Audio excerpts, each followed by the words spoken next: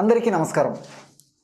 మనం ఈ వీడియోలో తామర వ్యాధికి చక్కటి గృహ వైద్యం అనేటువంటి అంశాన్ని గురించి తెలుసుకోబోతున్నాం.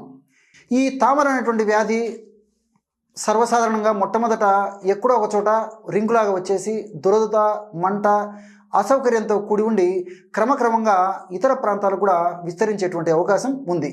సర్వసాధారణంగా గజ్జల ప్రాంతంలో, చంకల ప్రాంతంలో, మరి ఈ ముడతలు ఉన్నటువంటి శరీరం, చర్మం ముడతలు ఉన్నటువంటి ప్రాంతంలో ఎక్కువగా వస్తూ ఉంటుంది.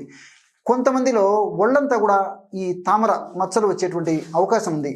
అట్లే మధుమేహ వ్యాధిగ్రస్తులు, స్థూలకాయలు, వీళ్ళల్లో ఈ తామర మరింత ప్రబలంగా ఉండేదానికి అవకాశం ఉంటుంది. వీటితో పాటు విచక్షణ రహితంగా, విచ్చలవిడిగా, ఇష్టానుసారంగా ఈ యాంటీబయాటిక్స్ అనేటువంటి ఔషధాలు వాడుకోవడం వల్ల కూడా శరీరంలో వ్యాధి నిరోధక శక్తి పెరిగి రక్షణ వ్యవస్థ తగ్గిపోయి ఈ తామర వ్యాధి విజృంభించేటువంటి అవకాశం కూడా ఉంటుంది. అంటే వ్యాధి నిరోధక శక్తి తగ్గినటువంటి వాళ్ళలో ఈ విజృంభణ, తామర అనేటువంటి ఈ యొక్క వ్యాధి విజృంభణ ఎక్కువగా ఉంటుంది. ఈ తామర వ్యాధి ఒక రకమైనటువంటి ఫంగస్ అనేటువంటి క్రిమి వల్ల కలుగుతూ ఉంటుందన్నమాట.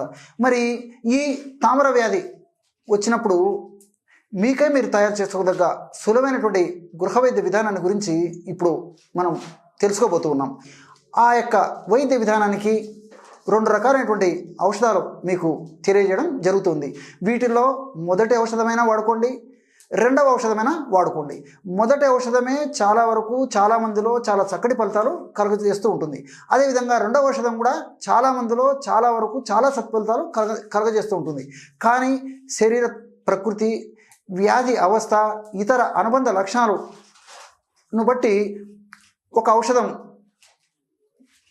కొద్ది మందిలో ఒక స్థాయిలో, ఒక ఔషధం మరికొంతమందిలో మరొక స్థాయిలో పనిచేసేందుకు అవకాశం ఉంది. కాబట్టి మొదట చెప్పినటువంటి ఔషధాన్ని వీలైతే ప్రయత్నం చేయండి, లేదా రెండవ ఔషధాన్ని ప్రయత్నం చేయండి.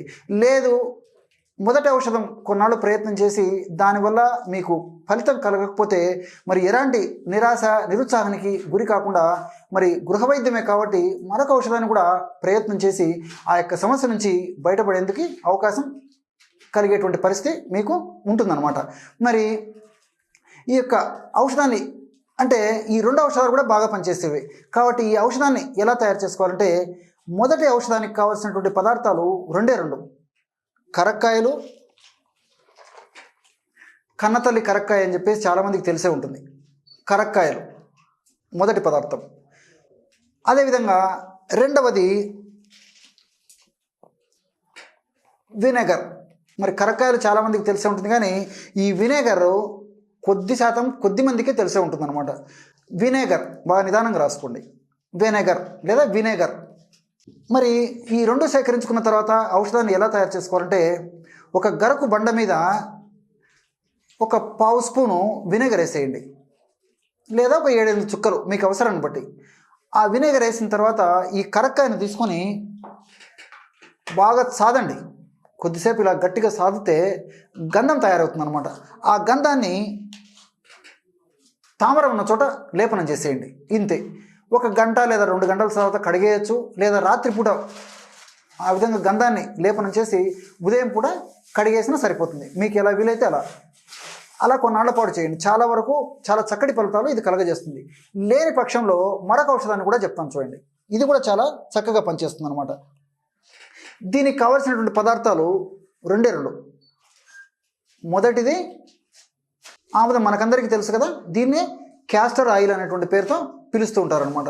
సంవత్సరం అంతా కూడా మనకి ఔషధ విక్రయశాలల్లో, మెడికల్ షాప్లో ఈ యొక్క ఆముదం దొరుకుతుంది.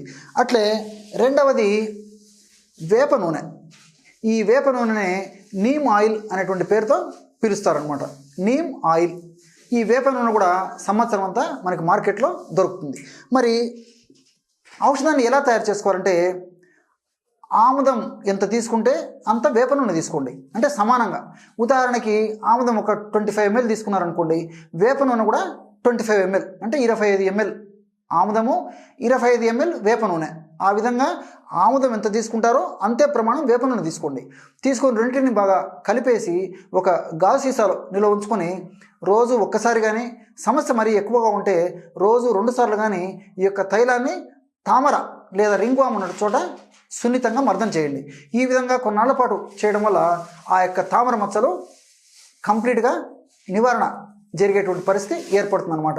చూశారు కదా, ఈ కార్యక్రమంలో తామర అనేటువంటి సమస్యకి 2 రకాలైనటువంటి ఔషధాలు ఏ పద్ధతిలో ఎలా వాడుకోవాలో కూడా తెలుసుకున్నారు కదా.